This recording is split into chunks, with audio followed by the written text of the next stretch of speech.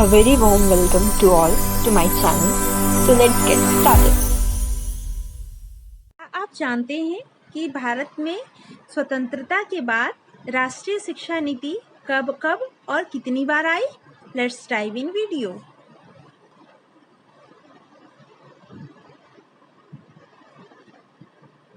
इससे पहले अगर आप मेरे चैनल पर नए हैं और अभी तक मेरा चैनल सब्सक्राइब नहीं किया है तो प्लीज़ मेरे चैनल पर जाएं और उसे सब्सक्राइब करें and don't forget to hit the bell icon.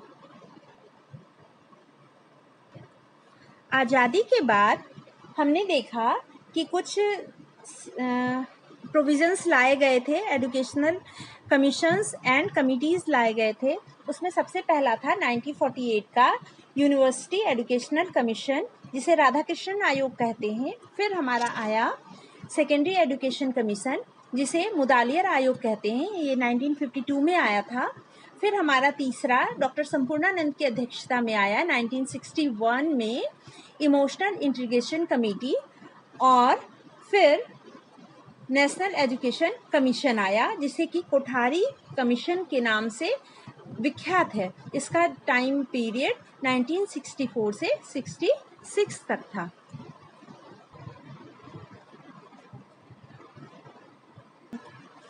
राष्ट्रीय शिक्षा नीति जो हमारी पहली आई वो नेशनल पॉलिसी ऑन एजुकेशन, वो कब आई? 1968 में। अगर डेट की बात की जाए तो ये था 24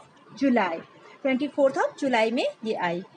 इस नीति में कोठारी आयोग के प्रतिवेदन को ध्यान में रखा गया था। इसका मतलब ये कोठारी आयोग प्रतिवेदन पर ही आधारित थी। इस नीति में जैसे कोठारी आयोग में कहा गया था 10+2+3 पद्धति का विकास, उसी तरह इसमें भी 10+2+3 पद्धति का ही विकास किया गया था। ये कहा गया कि संपर्क भाषा के रूप में अगर हिंदी का विकास होता है तब हिंदी का विकास प्रॉपर वे में हो पाएगा। इसीलिए हिंदी के विकास के लिए भाषा के रूप में किसको लिया गया? संपर्क भाषा। फिर एक बहुत बहुत महत्वपूर्ण बात कही गई राष्ट्रीय शिक्षा नीति में, वो थी शैक्षिक अवसरों में समानता। शैक्षिक अवसरों में समानता का मतलब होता है, समानता की बात अगर हम करते हैं तो ये मतलब होता है beyond caste, beyond religion, beyond sex, हर एक किसी के पास शैक्षिक अवसरों में समानता आए, मतलब शैक्षिक अवसर सभी को मिले, चाहे वो किसी भी धर्म, जाति या लिंग के हों। तो इस पर जोर दिया गया इस नीति के अंदर। साथ ही साथ विज्ञान और तकनीकी शिक्षा पर भी बल दिया गया राष्ट्रीय शिक्षा नीति 68 में। ये कहा गया कि किसी भी देश में अगर उसका समाज को विकसित करना है तो उसमें जो समाज के लोग हैं, यानी हमारे जो स्टूडेंट्स हैं, लर्नर्स हैं, उनके पास पहले सामाजिक मूल्य होने चाहिए, नैतिक मूल्य होने चाहिए। तो शिक्षा ऐसी होनी चाहिए जिससे उनका नैतिक और सामाजिक मूल्य का विकास हो, उसके ऊपर ये बल दिया गया। शिक्षा मंत्रालय भारत सरकार के द्वारा एक समिति का गठन किया गया जिसका नाम राष्ट्रीय शिक्षा समिति थी। इस समिति के आधार पर एक रिपोर्ट प्रस्तुत की गई। इन्होंने एक रिपोर्ट प्रस्तुत की, कब की? ये 1978 में, जो कि एक शीर्षक के नाम से हुआ। ये शीर्षक क्या था? हेडिंग क्या थी इसकी? Learning to do towards a learning society. फिर से एक बार समझेंगे, ये एग्जाम में आ चुका है पहले। Learning to do towards a learning society, ये किस में आया था? तो राष्ट्रीय शिक्षा नीति हमारा 68 के अंदर आया था। हमारी दूसरी पॉलिसी जो एजुकेशन पे थी वो 1986 में आई थी। इसे आने वाले समय का महाअधिकार पत्र माना गया, मतलब मैग्ना कार्टा। देखिए, इससे पहले वुड डिस्पैच को मैग्ना कार्टा माना जाता था। अब यहाँ पर जब स्वतंत्रता के बाद जितने भी आए हैं उसमें 1986 के जो हमारी शिक्षा नीति थी उसको मैग्ना कार्टा माना गया। इसमें गांधी जी के स्वप्न के अकॉर्डिंग जैसा उन्होंने चाहा था कि ग्रामीण विश्वविद्यालयों की स्थापना की जाए, तो इसमें भी ये प्रस्ताव दिया गया कि जगह जगह ग्रामीण विश्वविद्यालयों की स्थापना की जाए। साथ ही साथ ये कहा गया कि जो मुक्त विश्वविद्यालय और दूरस्थ अध्ययन होते हैं उनके ऊपर बल दिया गया, और वो किसके ऊपर आधारित होने चाहिए थे? इग्नू की पद्धति पर। ये इग्नू जो होते हैं हमारे Indira Gandhi national open university, वो एशिया के सबसे बड़ी यानी कि दूरस्थ और मुक्त विश्वविद्यालय के नाम से ये जानी जाती है। ये सब एशिया में अपना एक स्थान रखती है। तो इसी के पद्धति के आधार पर जो इस पर बेस्ड है, इसी पे बेस्ड दूरस्थ और मुक्त विश्वविद्यालयों की स्थापना के ऊपर बल दिया गया इस हमारे राष्ट्रीय शिक्षा नीति 1986 में। साथ ही साथ कहा गया कि universal access to education and education for equality, ये दो बातें कही गई। इसका मतलब जैसा 68 में कहा गया था कि शैक्षिक अवसरों की समानता होनी चाहिए, वैसे ही इसमें भी कहा गया कि यूनिवर्सल एक्सेस होनी चाहिए एजुकेशन पर, यानी कि शिक्षा पे सार्वभौमिक पहुंच, शिक्षा के ऊपर जहाँ भी मतलब हर एक वर्ग को, हर एक जाति को, हर एक लिंग को शिक्षा पाने का पूरा अधिकार है और उसकी पहुंच तक शिक्षा होनी चाहिए। इसके लिए बहुत सारे कार्य भी किए गए। साथ ही साथ ये कहा गया कि एजुकेशन ऐसी होनी चाहिए जिसमें समानता की बात हो, इक्वालिटी की बात हो। जैसा कि 68 में कहा गया था कि समाज के उत्थान के लिए मूल्य आधारित शिक्षा होनी चाहिए, वैसे ही इसमें भी कहा गया कि जो भी एजुकेशन हो वो मूल्य आधारित हो, चाहे वो सामाजिक मूल्य हो, चाहे वो फिर नैतिक मूल्य हो। साथ ही साथ इन्होंने मूल्य को ध्यान में तो रखा ही, और ये भी कहा कि शिक्षा का आधुनिकीकरण होना बहुत ही आवश्यक है। शिक्षा का आधुनिकीकरण, शिक्षा का व्यवसायीकरण, इसके ऊपर इन्होंने बहुत बल दिया। एक बहुत इम्पोर्टेंट बात फिर से निकल के आ रही है सामने, वो ये है कि ये शिक्षा नीति अध्यापकों के स्तर के ऊपर बात करती है, अध्यापकों के ऊपर ध्यान रखती है और उन्हें सर्वश्रेष्ठ बताते हुए ये बात कहती है कि इस बात पर विशेष बल दिया गया कि किसी भी देश के लोगों का स्तर उनके अध्यापकों के स्तर से ऊंचा नहीं हो सकता। कई अन्य देशों में भी ऐसी बातें मानी जाती है, अध्यापकों के स्तर को सबसे ऊंचा रखा जाता है, उनको बहुत ही रिगार्ड दिया जाता है। नो डाउट रिगार्ड तो यहाँ भी होते हैं, बट सैलरीज के मामले में बहुत जगह हम लोग उसमें कहीं पीछे छूट जाते हैं। तो कहा गया इस 86 वाले राष्ट्रीय शिक्षा नीति में कि अध्यापकों के स्तर पर ध्यान देना चाहिए, क्योंकि उसके स्तर से ऊंचा किसी का स्तर हो ही नहीं सकता। इस नीति में भी 10+2+3 के फॉर्मेट को ही फॉलो किया गया, आगे बढ़ाया गया। साथ ही साथ MLL यानी मिनिमम लेवल ऑफ लर्निंग की बात की गई। कहा गया मिनिमम लेवल ऑफ लर्निंग को विकसित होना चाहिए हर एक स्तर पर, चाहे वो प्राथमिक स्तर हो, चाहे वो मध्यम स्तर हो या फिर उच्च स्तर हो शिक्षा का। ये भी कहा गया कि शिक्षा में गुणात्मक सुधार होने चाहिए। देखिए, सुधार की बात अगर आती है तो दो तरह के होते हैं, मात्रात्मक सुधार और गुणात्मक सुधार, quantitative improvement, qualitative improvement. Bharat में दोनों ही सुधार की बहुत ही आवश्यकता है। मात्रात्मक सुधार के अंतर्गत भारत सरकार ने बहुत सारे विद्यालयों, महाविद्यालयों की स्थापना करवाई है। हर एक किलोमीटर के अंदर एक प्राथमिक विद्यालय की स्थापना भी मात्रात्मक सुधार के अंतर्गत ही किया गया है। साथ ही गुणात्मक सुधार की बात भी की गई कि देश में जितनी भी पढ़ाई हो, शिक्षा हो, वो उसमें गुणात्मक सुधार होना चाहिए, उसकी गुणवत्ता से कोई भी कॉम्प्रोमाइज नहीं करना चाहिए, उसको क्वालिटेटिव लेवल पे आगे बढ़ाना चाहिए, तभी देश का विकास हो सकता है सही मायने में। उन्होंने साथ ही साथ व्यावसायिक शिक्षा का भी बहुत अधिक समर्थन किया। शिक्षा ऐसी होनी चाहिए जिससे पढ़ाई खत्म होते होते ही लोगों को, स्टूडेंट्स को व्यवसाय या रोजगार मिल सके। इन्होंने कहा कि हर एक जिले में एक आदर्श विद्यालय के रूप में नवोदय विद्यालय की स्थापना होनी चाहिए। नवोदय विद्यालय हर एक जिले में स्थापित होंगे और उनको आदर्श विद्यालय माना जाएगा। क्या माना जाएगा? आदर्श विद्यालय माना जाएगा। भारतीय तकनीकी शिक्षा परिषद का गठन किया गया और उसको कहा गया कि उसको कुछ कानूनी अधिकार देंगे ताकि वो अपने डिसीजंस खुद ले सके।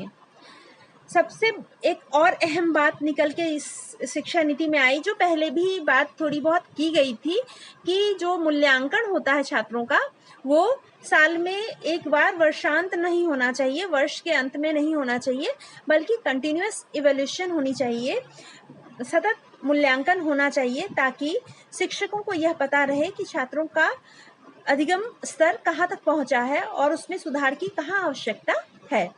और जो मार्क्स दिए जाते हैं, रिजल्ट दिए जाते हैं, उसमें मार्क्स ना दे करके ग्रेड सिस्टम पर हो, ताकि किसी भी बच्चे को कम मार्क्स आने पर इन्फीरियरिटी कॉम्प्लेक्स ना हो, कंपैरिजन ना करें, और इससे ड्रॉप आउट रेट को कंट्रोल किया जा सकेगा। प्रत्येक जिले में जिला शिक्षा प्रशिक्षण संस्थान diet district institute of educational training की स्थापना की गई।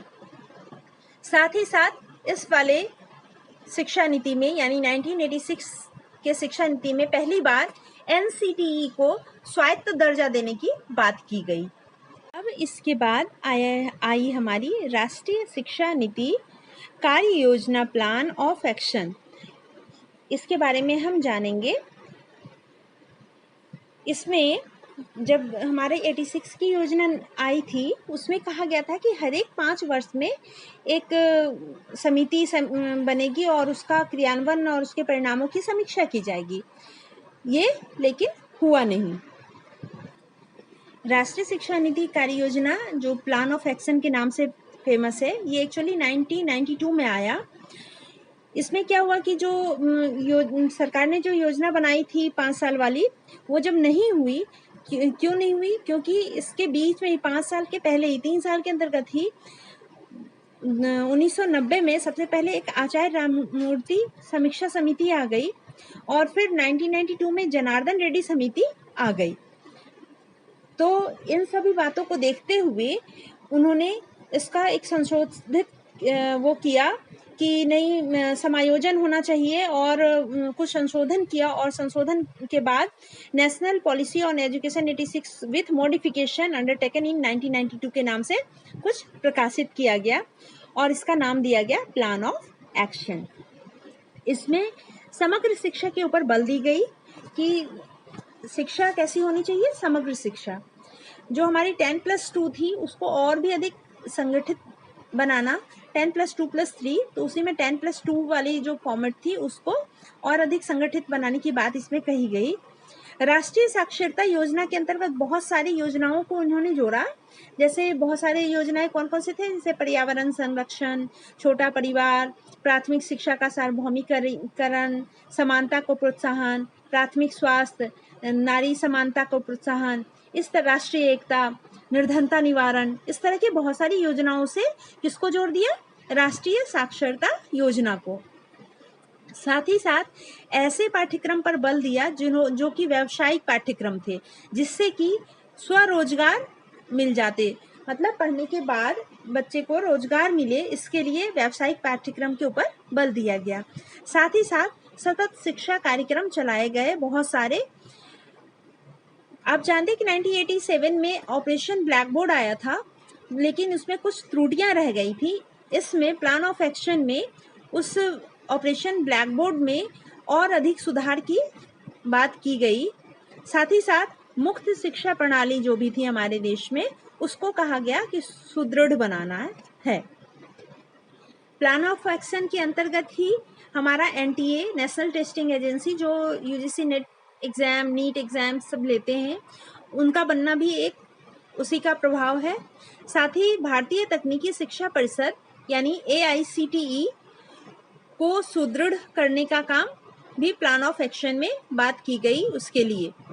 1993 में NCTE को संवैधानिक दर्जा दिया गया। ये क्वेश्चन कई बार आता है, इसका ईयर दिया जाता है 1993, 1995, 96, 94, ऐसे दिया होगा 4 ऑप्शन। आपको हमेशा ये ध्यान रखना है कि NCTE को संवैधानिक दर्जा कब दिया गया। संवैधानिक दर्जा यानी कि 1993 में संवैधानिक दर्जा दिया गया। किसको? NCTE को। आगे हम पढ़ेंगे आचार्य राममूर्ति कमेटी।